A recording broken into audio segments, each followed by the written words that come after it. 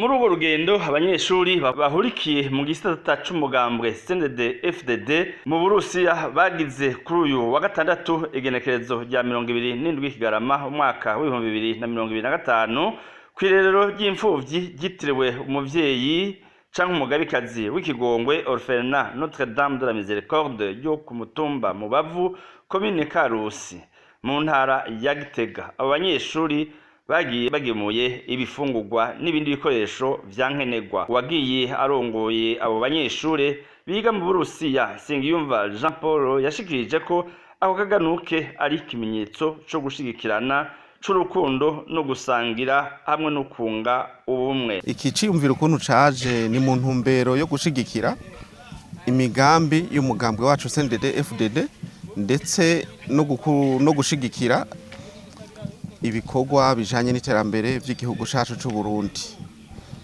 Nuko hamwe n'ivyo rero buri mwaka abanyeshure baraja hamwe bari mu mugambwe CNDD-FDD tukiga igikorwa kijanye n'iterambere twokora. Muri uno mwaka twashimye ko twokorera kino gikorwa muri ntara ya Karusi kuri uyu mutumba Rubavu Buhinyuza. Twafashe iyo ngingo yo kugarukira kuri urwo rwaruka rw'u Burundi tutitayeho ko bava mu miryango n'imigambwe iyi canke iriya. Twashimye kubagarukirako kugira babetemwe y'urukundo ukubabarana kugira tubabibemwo iyo ngabire y'urukundo kwitangira abandi. Nayo mama Murekatete Josephine arongoye ico kigo yashimye cane ako kaganuke, ariko akavuga ko iryo rerero rikeneye ubufasha butandukanye kubera rikiri mu ntango ufatiye ku migambi rifise. Akamwemwe mutima yewe murabona nkaravye inge n'abantu bavyakiriye akamwemwe ibyishimo batari baherutse batigeze baronka bakiri n'iwabo.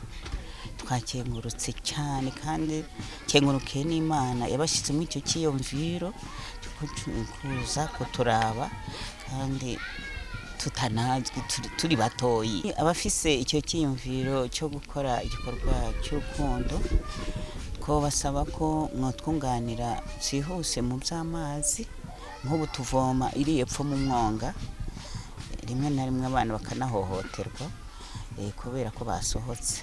Saba ko hagize uwiyumvira kuduterera indaro bakadufasha kubaronkera indaro ikwiye, Imana yabibaha nabo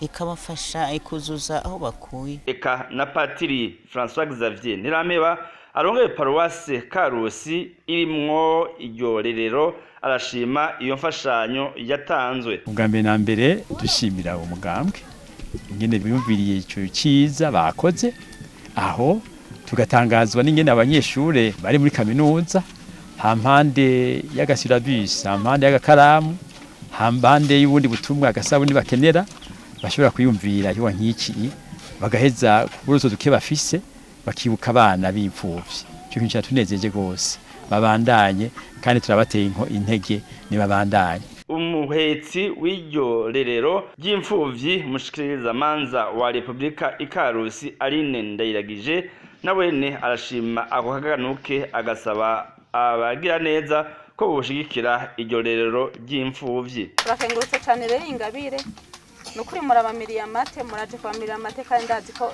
Imana izobasubiriza aho mwakuye, nico turiko turabasabira. Rero jewe ico novuga nuko nosaba n'abandi bose bafite umutima w'urukundo mugende mu wabarire ko mukibamenyeshe nejo kandi n'abandi bazoze n'abandi bazogaruka. Mumenya ko ako kaganuke kari kagizwe n'ibiro 250 vy'ibiharage, ibiro 350 vy'umuceri, amalitiro 60 z'amavuta Gold, ifu y'ibigori, umunyu, amasabuni n'ibindi. Kuri uyo mutumba abo banyeshure baserukiye bagenzi babo bari mu Burusiya bahasanze abajejwe intwaro hamwe n'abajejwe umugambwe ku mutumba no muri zone.